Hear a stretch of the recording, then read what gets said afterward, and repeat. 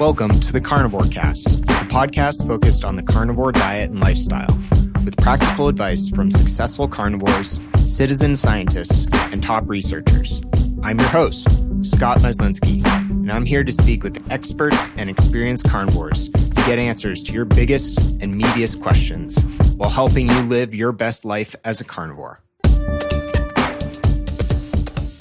Mark Strough is a high-intensity trainer and nutritional coach, martial arts instructor, and lifelong student. He's currently following a zero-carb, 100% carnivore approach, which he credits with clearing up his rheumatoid arthritis. Mark helps inspire and coach hundreds of others in person and online through his Mark's Health and Nutrition Facebook group. Welcome to the show, Mark. Well, I'm glad to be here. Quite an introduction. Thank you so much for the kind words, and love all your work. And Carnivore Cast brings great information. You do a great public service. Oh, well, I really appreciate that, Mark. And I think you're doing an immense service yourself with your Facebook group and sharing your story and helping answer folks' questions. So excited to have you on. Why don't we just start, Mark, with you telling folks a little bit more about yourself and your background? Okay. Well, I'm located in Northwest Arkansas, and that's where I've been born and raised in this area. I have a studio where I train people there. Done that for several years. I'm in the high intensity training through Arthur Jones. I'd actually worked with Nautilus company for from the 90s up until the early parts of the 2000s. So anyway, that's kind of what my background in the training and stuff was. Mike Mincer probably turned my training around quite a bit in the early 90s when one of my martial arts instructor, Burton Richardson, was training with him personally in California, and really turned me on to Mike Mincer, and he turned everything around for me. And so that really influenced my training style, my own training, and then how I train others even up until today. I have always been, into the martial arts and trying to stay fit. I started training martial arts when I was 10 years old. I was very fortunate to have a studio here in my small town, and became very good friends with the instructor, and actually became an instructor under him and helped do the teaching there. And we had other martial arts instructors in the nearby area in Tulsa and different places we trained under. Terry Gibson was our head instructor there, and Dan Santos, who was our head over all those instructors, so in the JKD Kendo system. So anyway, that's a little bit on that side of it. And wherever you want to go from there, let me know. That's great. And can we shift a little bit into your health and how it's changed over time? I think that would be a great place to start. Yes. And you've probably listened to my other podcast now, you've indicated, and I have always been a healthy person, never had a weight issue, never had any major health issues of any kind. Could eat anything I wanted from a teenager on up into my, 40s, and never had any trouble regardless how I ate. So I really maybe didn't have an appreciation for people that do have issues with that. In 2009, we had a terrible ice storm in our area, and we were actually trapped, couldn't even get off of our road for 3 days until we could just get enough of the trees out of the way. And just unbelievable the amount of damage. We have a 225 acre farm here, so we had to get, things cleared out. And a few weeks after that, I was cutting up a tree, and I was trying to lift it onto a truck. And I've been a lifter and power lifted my whole life, so I'm a pretty strong guy, and I'm getting up in my early 40s here, and I just kind of heave-hoed it onto my truck. And I should have made a few more cuts, but I didn't think I needed to.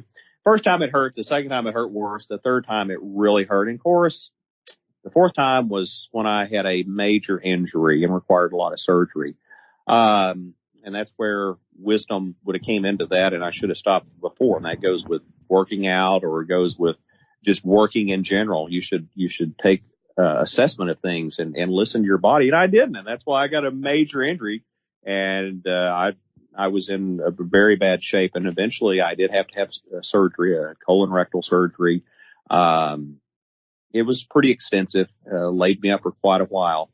Previous to that, where the weight issue caught me is when in our class, our martial arts class that I was teaching, I had a lot of students that came in that were exceptionally big. I mean, I'm about, I'm right at 6 foot, 175, 180 pounds. I had students that were, pushing 240, 250, and 60 pounds. And when you're rolling on the ground with somebody in Brazilian Jiu-Jitsu or catch can wrestling or whatever, it's very tough with that big a weight difference. So I decided I'm going to bulk up. So, I was eating roast after roast, and this was like in 2003, 2004, and 5, and I got up to 220 pounds. And let me tell you, I was cut. I was probably at 4% body fat. No, I'm totally kidding. I was probably more at 20-some% body fat. I was just trying to bulk. So it was not a clean bulk. I just wanted mass on there. It made my kickboxing horrible. My knees didn't feel good. I didn't feel good at that weight. But it did make the ground game easier for me. When you're doing 3 hours, 2 or 3 nights of grappling and you got guys that are outweighing you by 40, 50 pounds, I don't care how good a shape you're in, it's rough. And so maybe I took the easy way out at the time, I thought. But by having the extra weight, it made things much easier. However, when I got injured, I wasn't able to work out. And I was still eating and eating and eating. And I wasn't on the carnivore diet. I wasn't on even a keto diet at that time. I was just eating a fairly healthy diet, but I was still including pasta and other carbs in it. So I was kind of stuck at that weight, and I was not feeling good. And it was just not good. So I had a few more injuries. I even broke an ankle and a foot while I was teaching a class because of being overweight. And had not fully healed up from everything.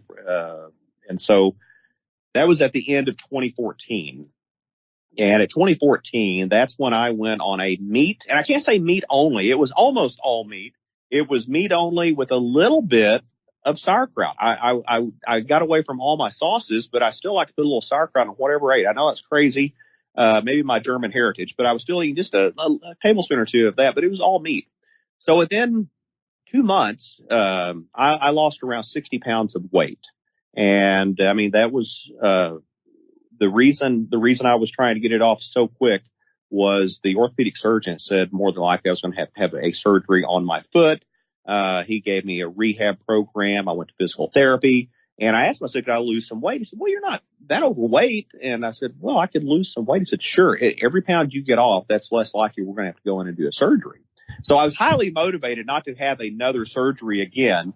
And when I went back to the doctor, when the doctor walked in, he said, Mark?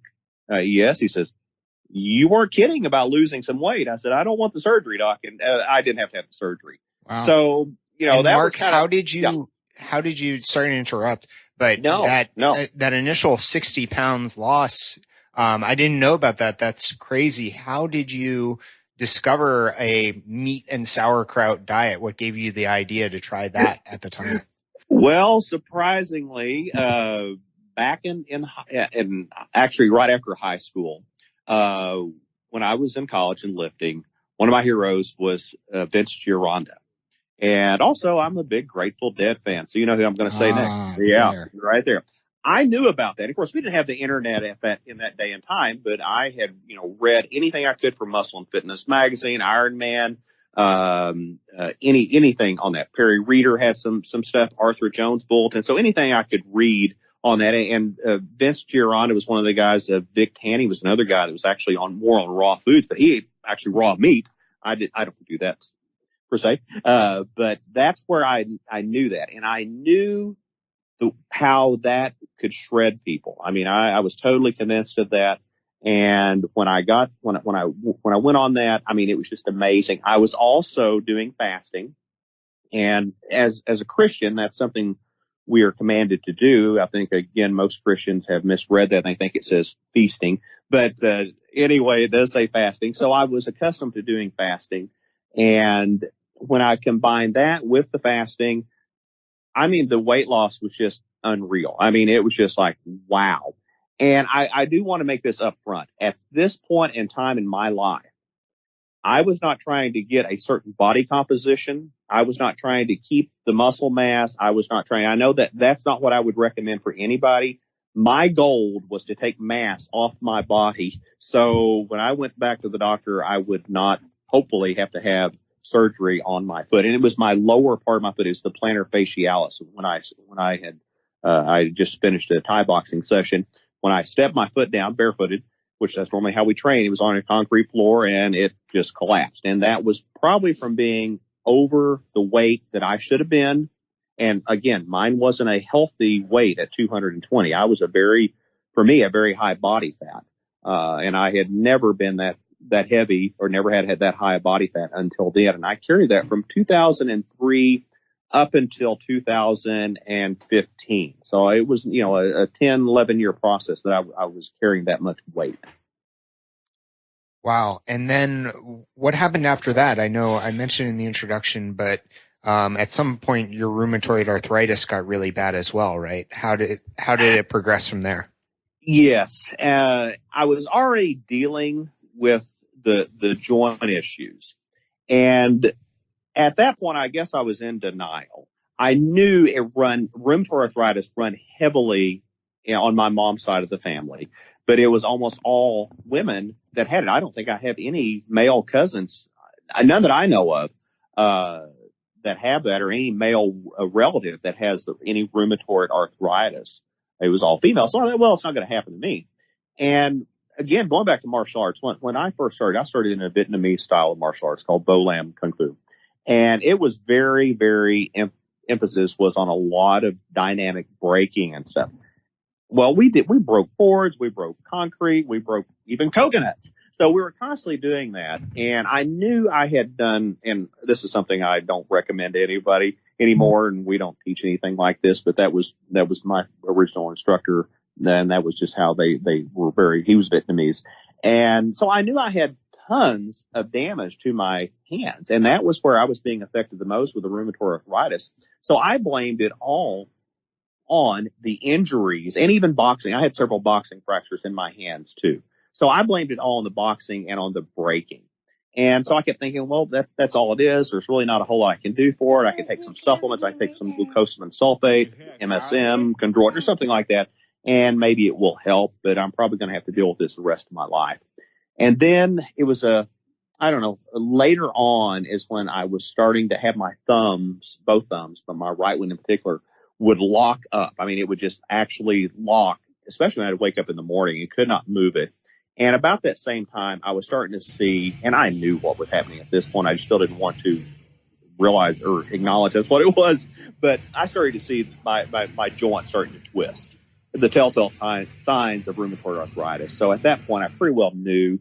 I went to my local doctor here and asked him, I said, what can I do about this? And he said, we've got this medication, that medication. So there's actually a little aluminum brace you can wear at night for your thumbs so they don't draw up and help with the twisting. We can do some attachments for that. And then he had me go to a rheumatologist that dealt especially in hand issues. And as you've heard on my other podcast, I do combat pistol shooting.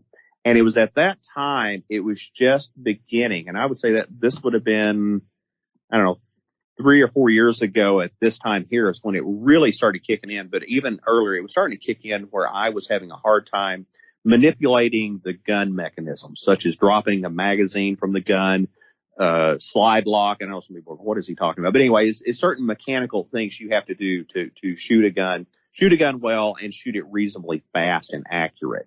So I knew something was going on there. When I went to the doctor, they did various x-rays. They drew some fluid, and he said, this is what you have.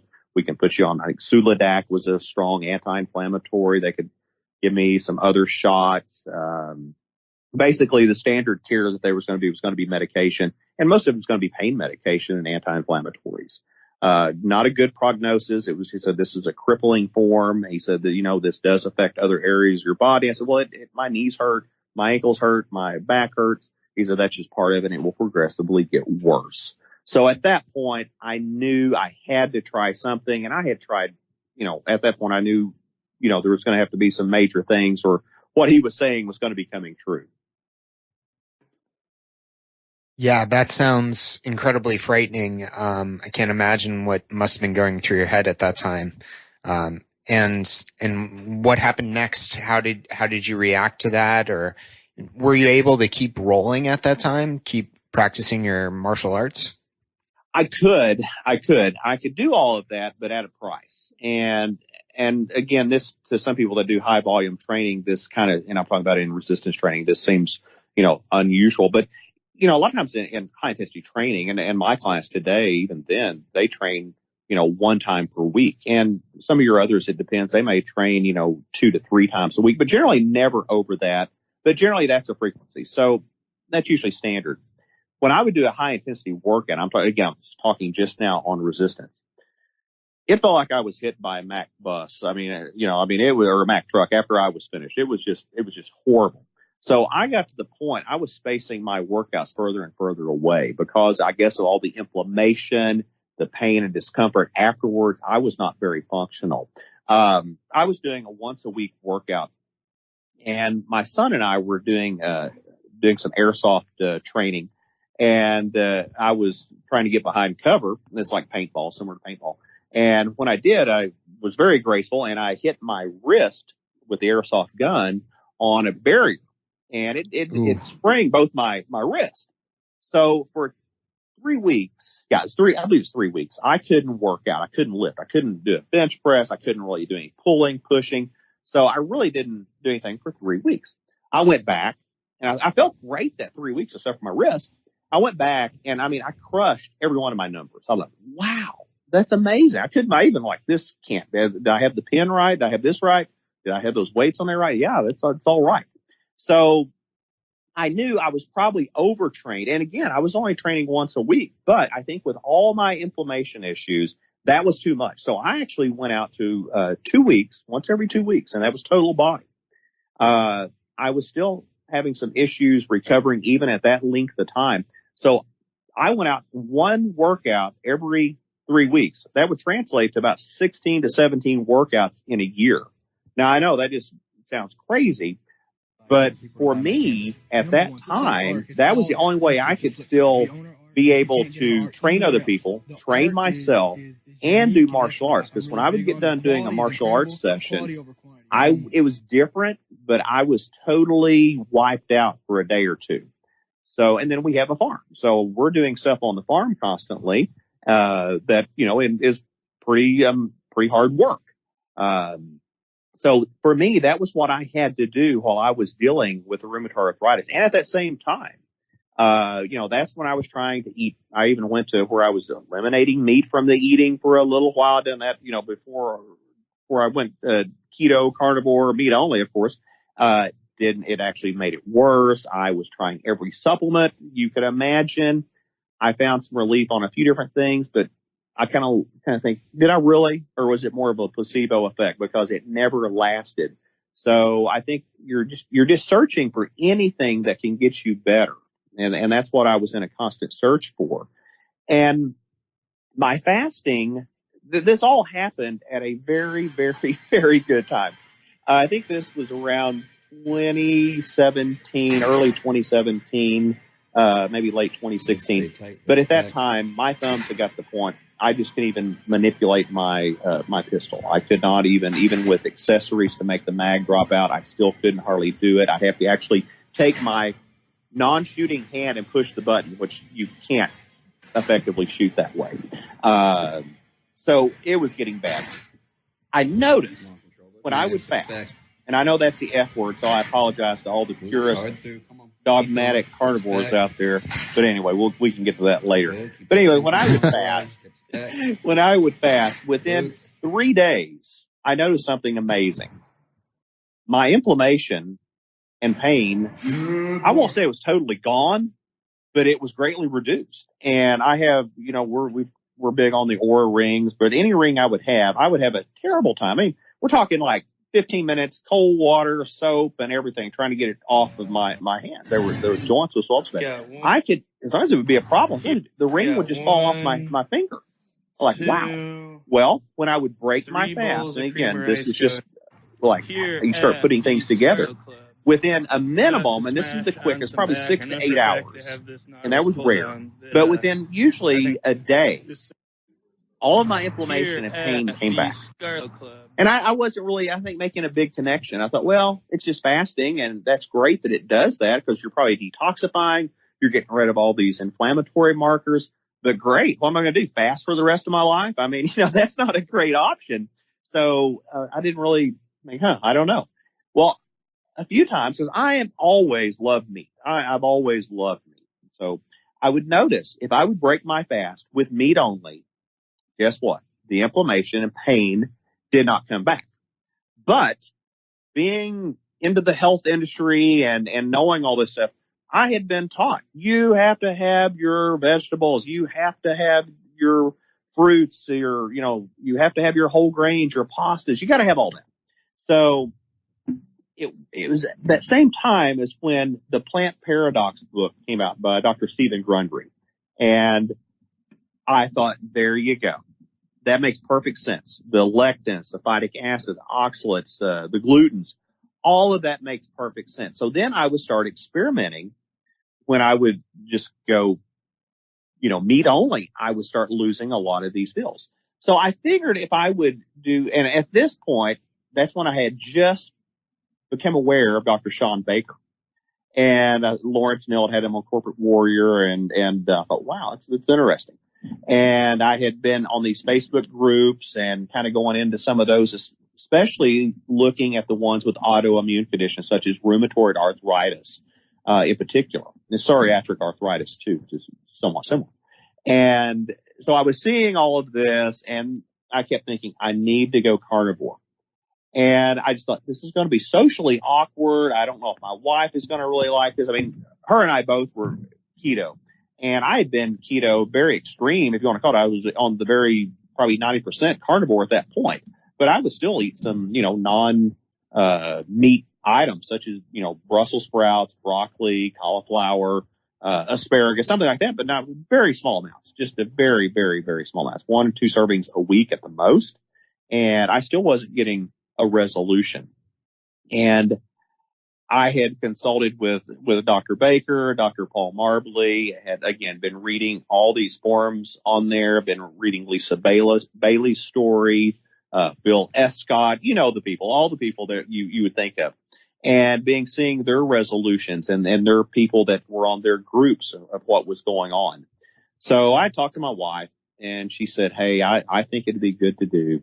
So by November of 2017, I was pretty well sure that's what I was going to do. And so in the World Carnivore Challenge with Dr. Baker's, that's when I went 100% carnivore. Yeah, that's amazing. And what did you experience once you tried carnivore? Well, it was easy for me to, being fat adapted for years, I think that does give you somewhat of an advantage. There was no adaptation problems for me whatsoever. I noticed, I put a video out just within 2 weeks. I thought maybe I should wait. But I was able to get my ring on and off my finger. And then here's something you'll hear. I could do this. That was 2 weeks. 2 weeks I could snap my fingers. I mean, what to do about snapping your fingers? If you have rheumatoid arthritis, you will not be able to snap your fingers more than likely. Or if you do, you can't hear them snap. And I hadn't been able to snap my fingers in years. And so I'm just like, wow, I can do that. And now I'll try to stop. I know it's going to mess the audio if I keep doing that. Sorry. But I'm happy. So within 2 weeks, I could tell an amazing difference. My pain level had went down substantially. My joint function it was great. So that was amazing to me. And of course, I post that, everybody's like, well, it's a placebo effect.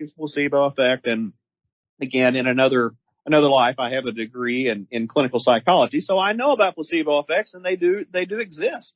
I get that. And it could have been, but it's been over a year and I'm still having the same placebo effect. So let's just go with it. Yeah, that's amazing. I'm so happy for you, Mark. And it's inspiring to see your story. Both my parents have severe arthritis, and I've tried to get them to try the diet, and the hardest people to convince are always those closest to you. But oh my, Oh my goodness. It's I'm very impossible nearly. inspired by you. Well, thank you. Thank you. And you post a lot on social media about, you know, things that surprise you, and often like just garbage nutritional advice. Oh, yes. What are some of the things that surprise you the most? Messages you see time and again, or questions from people that just are antiquated or very, you know, it's not that the people are stupid. It's just that there's been so much misinformation out there.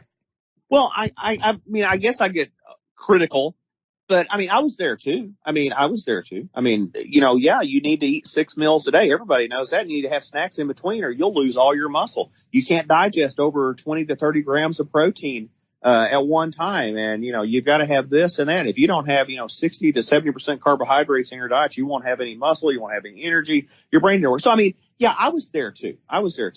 And that's what is standard. That's what is taught as just common knowledge or conventional wisdom, which is oftentimes wrong. And so much of it becomes dogmatic. It just becomes very, very, very dogmatic. And this is how it's always been. It's how it must be. And, you know, you just see this all the time. I mean, I read a post from somebody that had put on there on Facebook a few years back. If you eat a bowl of fruit in the morning, first thing, within 30 minutes of waking, you'll burn an additional 60% of calories that day. Well, I mean, there was thousands of comments on there. Oh, wow, I'm going to start doing this. I'm going to start doing that.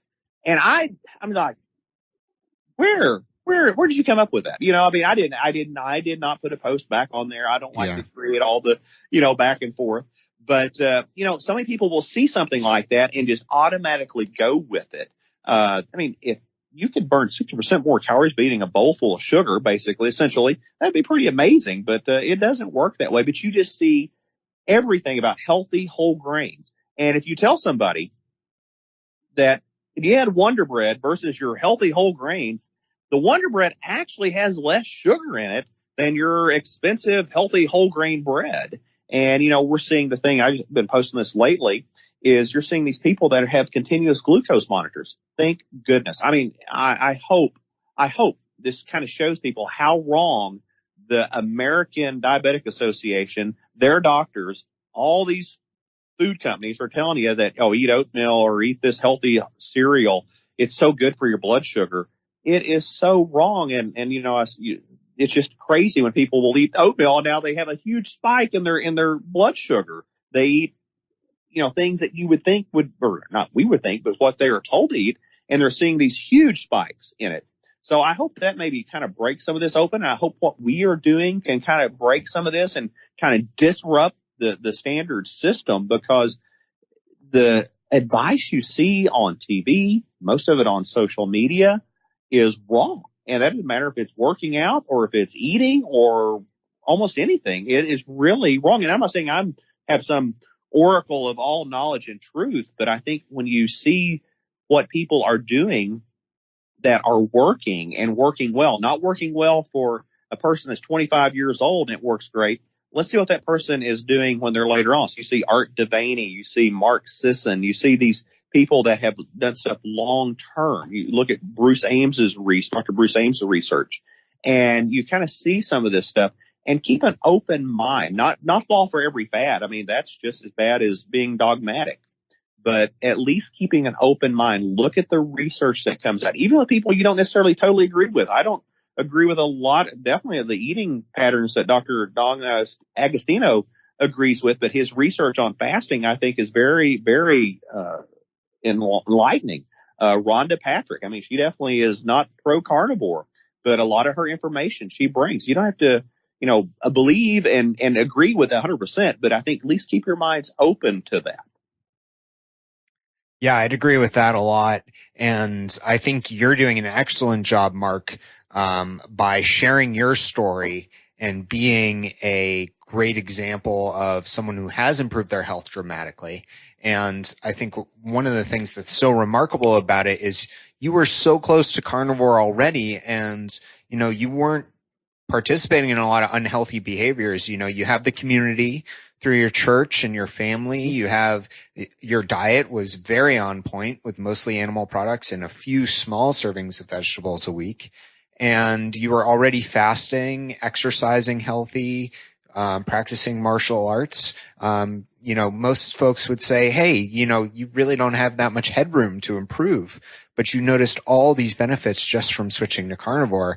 And I see on Facebook all the time, you keep tagging new people, on these posts that you've made, either interviews of you from Corporate Warrior podcasts or posts, like those videos you shared, sharing your progress on carnivore. And I think that's just such a smart and, really inspiring way to spread this message. Well, thank you. I mean, it's effective. I mean, one thing that takes a lot of time when you have to tell the same thing over and over and over. And one of the biggest questions I get, and I hear this like my wife, she hears this so many times. Yeah, I follow your husband on his health group and, I'm doing the same diet he's doing, or my husband's doing the same diet he's doing. But I mean, we still eat some potatoes and we still eat our bread with our meat and stuff, but it's still all carnivore, and I'm like, no, but I get so many questions like, well, I don't want to go all carnivore, but can I go 80%? And I go, you may, there is not a one size fits all, but I do think I know for me, and I think most people that have autoimmune conditions, that it took 100%. And I don't know if I am that sensitive to maybe lectin, phytic acid. I don't know. I don't really know what it is, but there was something that was causing this problem because, as you said, I don't smoke, I don't drink, I take care of myself as well as I can, and it was just that very, very small thing that I removed from my eating. So the Pareto principle right there, it's just that small thing that made all the difference.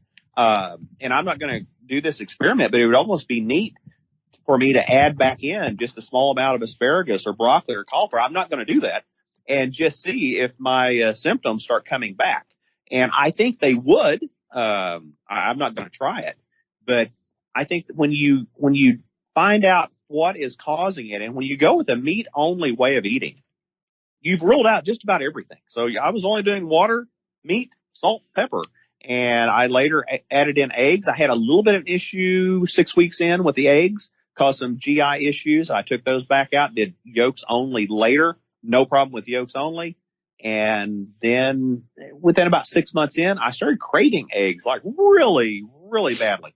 And so I started eating the whole egg, and I'd eat one or two, not one issue with anything. And now, from my post, I eat a lot of eggs. I'll usually eat, 6 to 8 minimum, sometimes over 12 at one setting.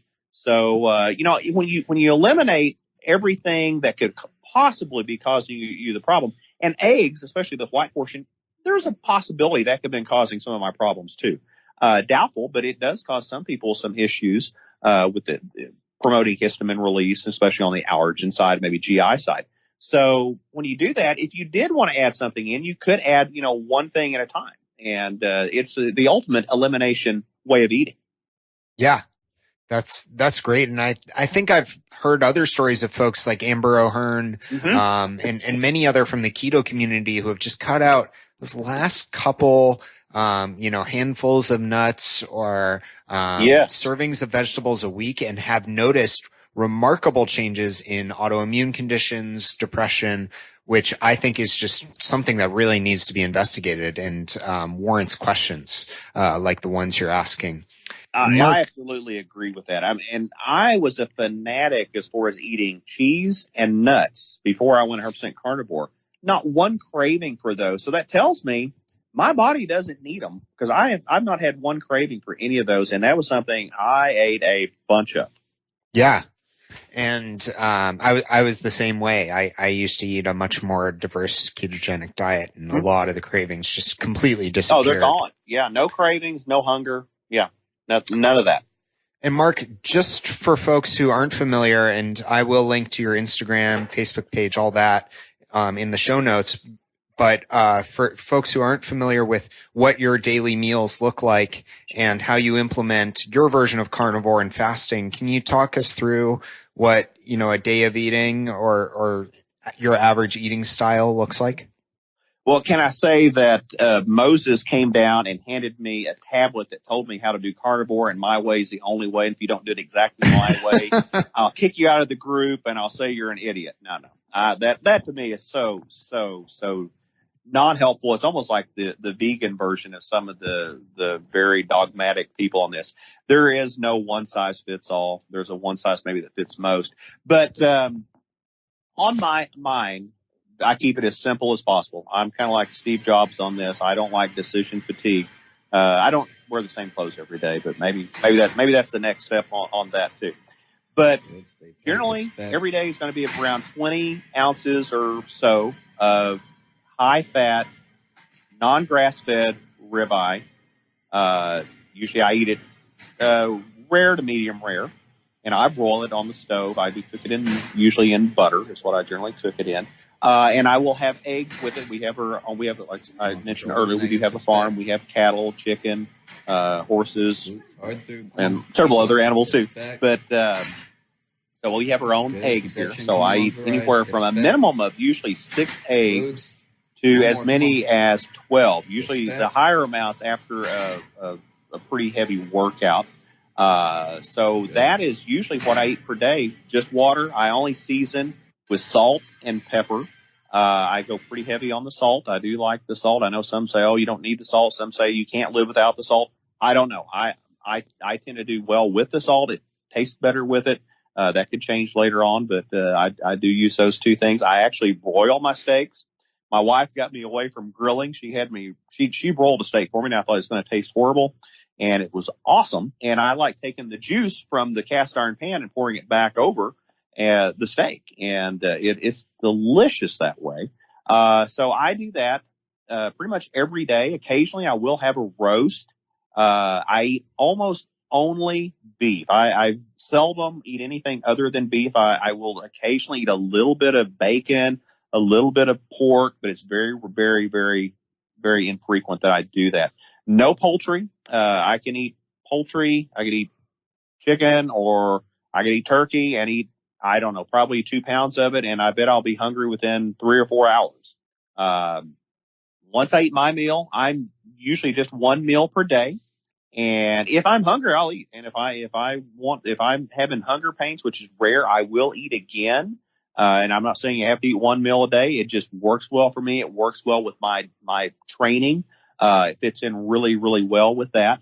Generally, we have church activities midweek, and it's a very hectic time for training, trying to get there that night. You get home really late, and they do serve food, but it's not carnivore for me for sure. So I usually do a midweek fast. So Tuesday is usually my last day to eat until either Thursday or Friday.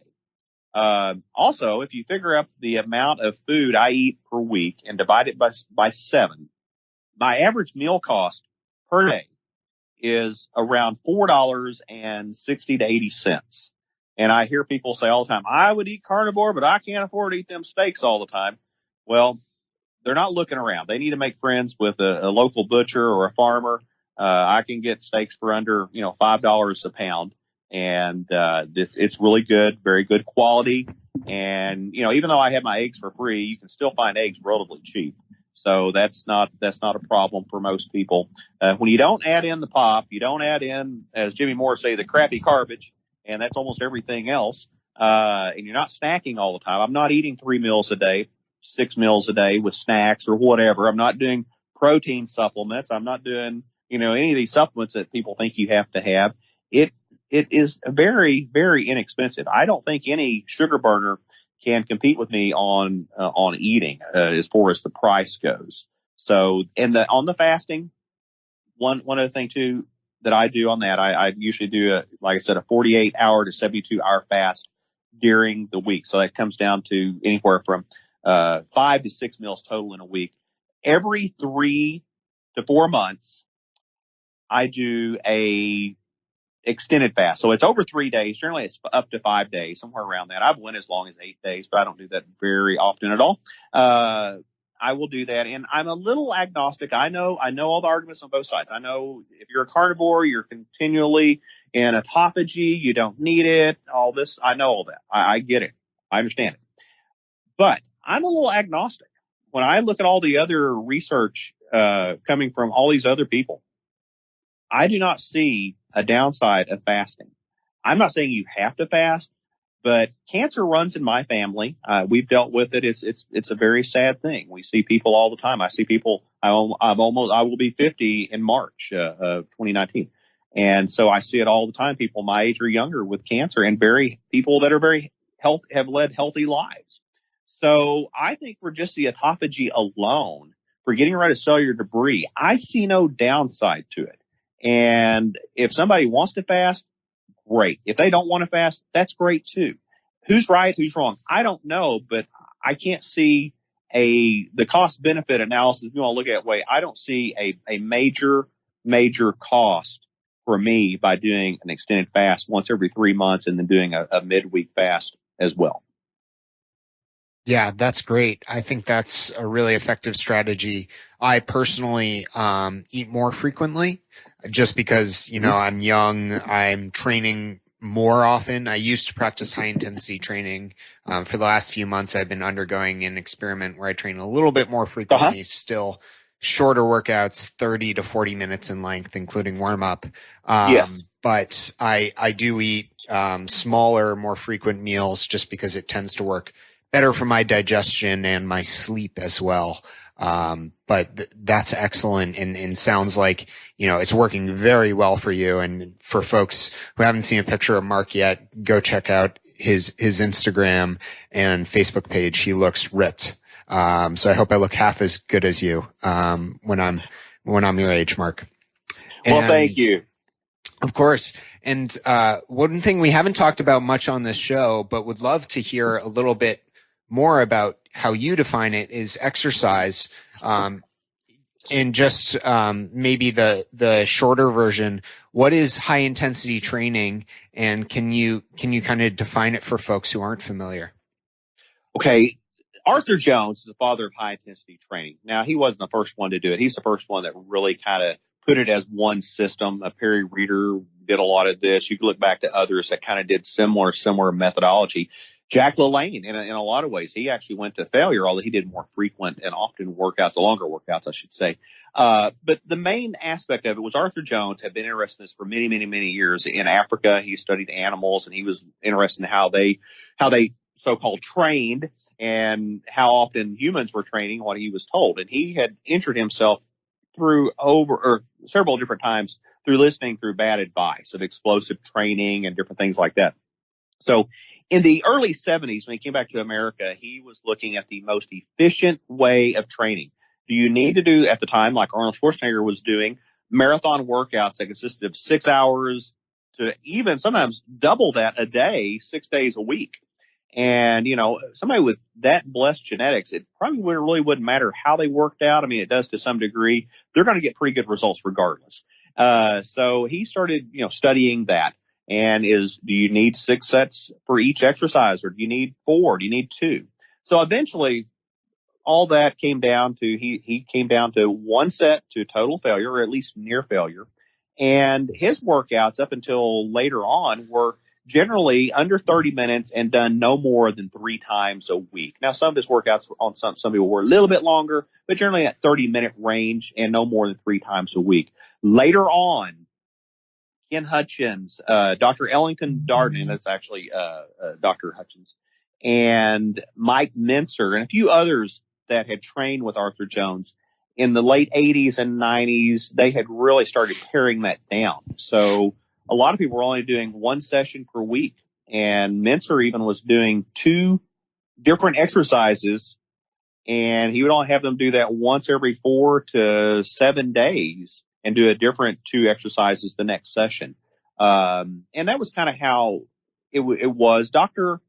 Doug McGuff had studied these people, and in 2009, I believe, right around that time, he put the book out, Body by Science. And that was kind of a game changer in the exercise industry. It really opened up a lot of people to how simple this is. He usually has a big 3 or a big 5 total workout, compound exercises.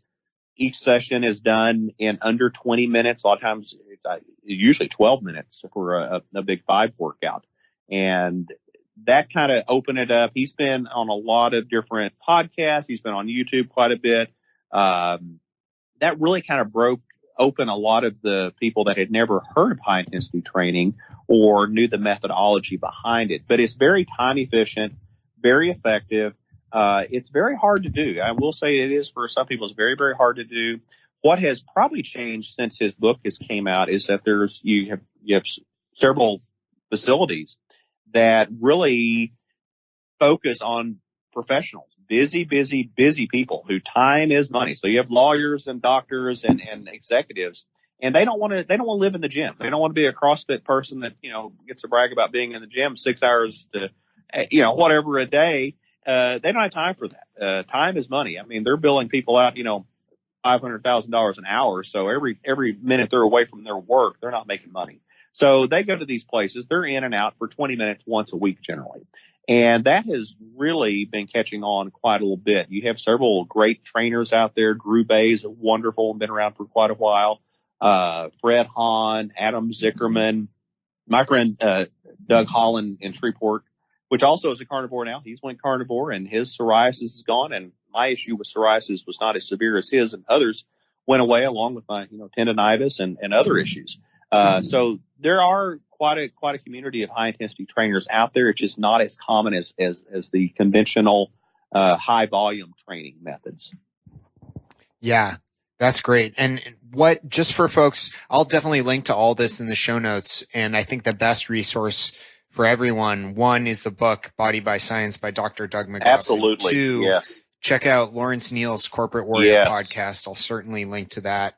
Both Mark's interviews on there and many others I think are remarkable. But just to make it real for people, what does a week's worth of exercise look like for you today, Mark?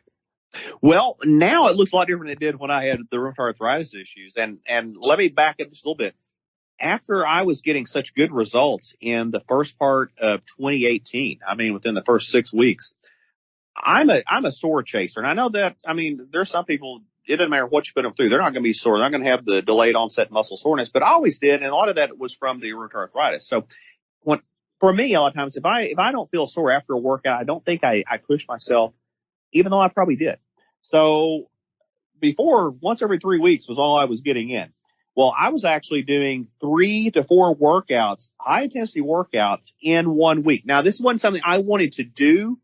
I was just wanting to see where my level, where I was going to hit like the wall, and I wasn't hitting it. What I'm doing now, I do 1 workout per week, and it's upper body, and then it's a lower body session. So like my last workout, was on my upper body. I think I did a total of 3 different sets. I did a bench press. I did a chin up version, pull down on machine, and seated rows. That was it. On my lower body, sometimes I use machines, sometimes I don't. I actually love deadlifting, Romanian deadlifts. I love using a hex bar. And, so I don't use machines that often for that. But I did Romanian deadlifts, and then I did some sissy squats, on a rack, and I ended with deadlifts, all done. Those were all done with a hex bar. And we're talking about a total time there of maybe time under load. Anyway, it's what we measure. It's the actual time under tension or time under load. I think it was just a hair over 3 minutes. Now you can go into a gym. You can go into a gym and take a watch.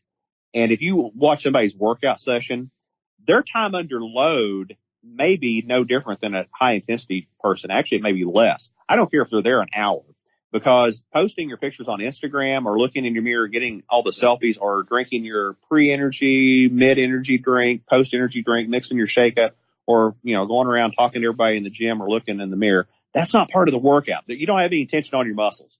So we kind of got the get her done philosophy. You get in there, you keep the muscles under load as much as you can.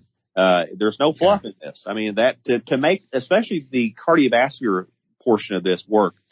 And sometimes I've kind of went overboard on this. I don't even want it 10 seconds between exercises. I've kind of loosened that up just a little bit. I don't think that was as necessary. But I don't want any more than 30 seconds to a minute between sets. I want them to go that quickly. So there's no posing. There's no, getting on your phone and stuff like that in between.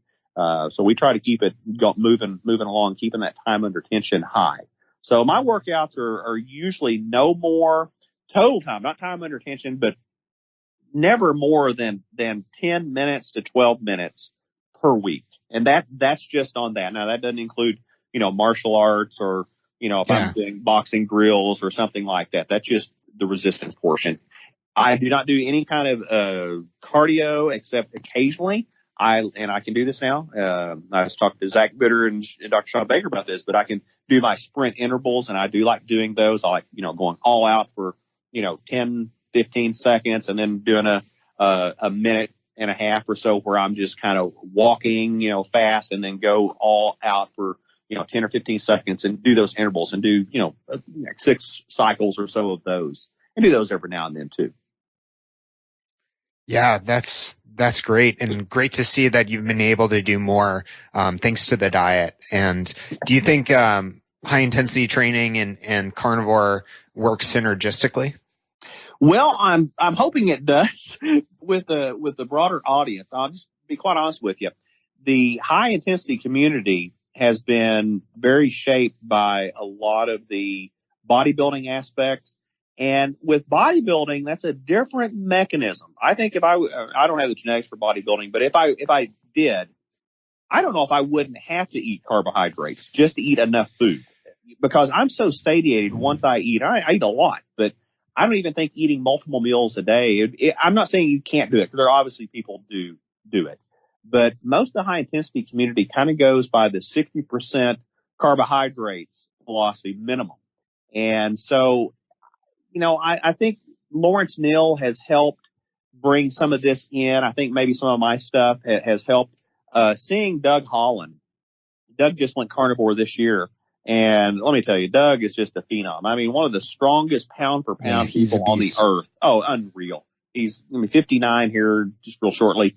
And, he's doing chin-ups with 100 pounds weighted to him. I mean, it's just unreal. And I'm talking about actual chin-ups. I'm not talking about what you see on social media as chin-ups. Those aren't chin-ups most of the time. I know about doing a legal chin-up. And he's doing so.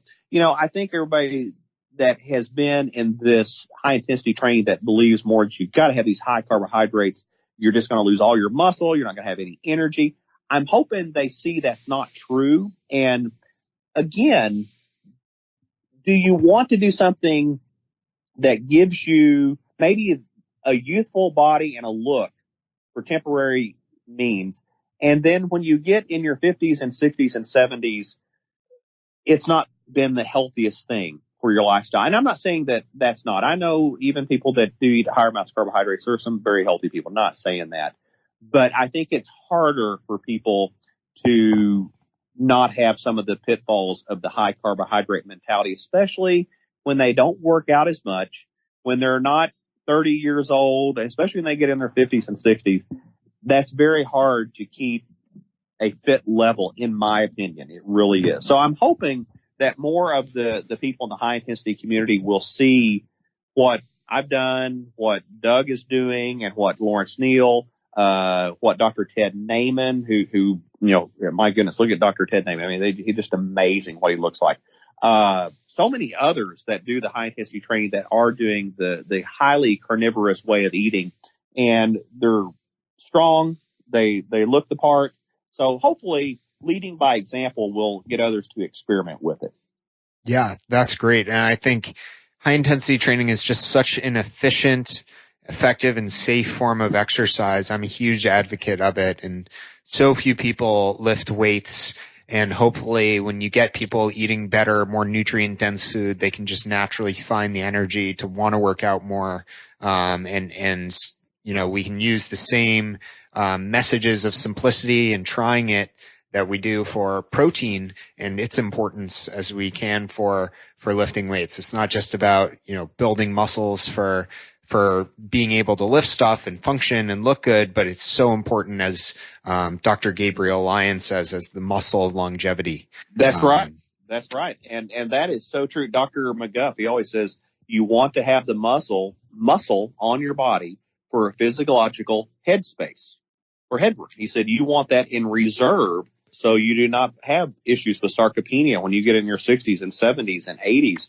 And a large group of my clients, they're not trying to fit in the greatest bikini ever for the beach. I mean, there are a few, and that's fine. And if vanity gets somebody training, hey, I'm all for it. Most of my clients are there to be healthy. They want to be healthy. And if they look better, that's a great side effect. But I have several clients that are in their 70s and even in their mid 80s, and they don't want to have to be dependent on somebody else taking care of them or be an assisted living facility. They want to be independent as long as possible. And I think that's the goal most people start looking for. Maybe once you get up in that, 50 to 60 year range, you start thinking, yeah, six-pack abs are nice and this is nice, but, not having to be on a cane or a walker or different things like that, that gets to be a lot more important than just some of these maybe more vanity type ideas. Yeah, absolutely. I'm still pretty vain, Mark, but well, I love your perspective. I also love your humility and your ability to admit that there can be multiple answers to a problem. You are such a shining light of inspiration and hope and advice and help for so many people. Your generosity is just really remarkable, and I respect it a lot. What other advice would you like to share with folks, just to kind of wrap things up? Well, I think regardless of how you eat, a few things just to keep it simple. Regardless of how you eat, if you can just eat as many single ingredient foods, I think that would be a huge, huge step forward. Eat real food. I think that makes a huge difference. Try to eat higher levels of protein and fat, regardless of how you eat. And hopefully that will narrow your window down of eating. And I think that's where a lot of people are constantly needing to dose themselves with food. It's just like a drug. They constantly need this. And they have no fast cycle. It's just constantly feed me. And I can't think that the food companies don't endorse this. They want that kind of mentality. They want you to constantly in hunger. They want it beat into everybody's head that you need to eat 6 meals a day or more. So I think just by eating single ingredient foods and real food and trying to narrow that eating window down to some degree, even if you can just go 14 hours from supper to your next meal, that's not a long time. You're sleeping through most of that. The other things, try to get enough sleep. I always say in my program, the proper eating, the proper rest and recovery, that's so overlooked, and the proper training. And if you don't have the proper rest and recovery, it's hard to get anything else to fall in line. If you can't keep your stress levels under control, you can't get a good night's sleep, it's very, very difficult for your health. The other thing, I think, just try to laugh, try to be happy, try to help other people. If you try to help people, go to a homeless shelter, go to a place, a rest home, nursing home or something. Anything, if you can be involved in your church to help other people, whatever you can do, it not only helps them, let me tell you, it makes you feel great. If I can help somebody on Facebook, I'm so thankful. I had so many people help me with this journey. They weren't out there for themselves. They were trying to truly help. So I think pay it forward. That not only helps your health, I think it does. It helps you mentally, emotionally, and spiritually. I think it does. We're all on a journey. We all have different paths we're going, but we can be kind. We can be not overly critical and harsh. We're all out there and we need to help each other. And I think that will do your own body, mind, and soul a lot of good just by doing that. Absolutely. Very well said, Mark. And, you've elevated the level of this show. Where can folks find out more about you? I'll provide links in the show notes. But where can they find you? Where can they learn more from you?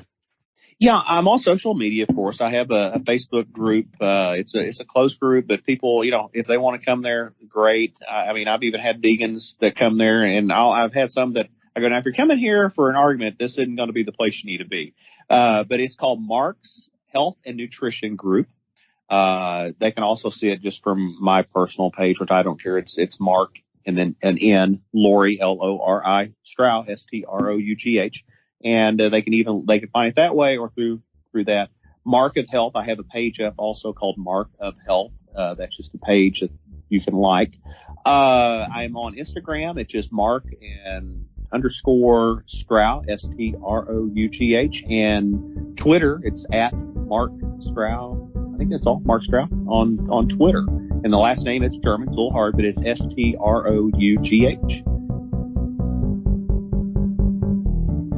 Thank you for listening to this episode of the Carnivore Cast. If you enjoyed this episode, please review on iTunes. It really helps us out. And share it with a friend. What questions would you like answered, or who would you like to hear from in the carnivore research community? You can find me on Twitter, Instagram, and Facebook at Carnivore Cast, or go to carnivorecast.com. You can also email me at info@carnivorecast.com. I'd love to hear from you. Until next time, keep it carnivore.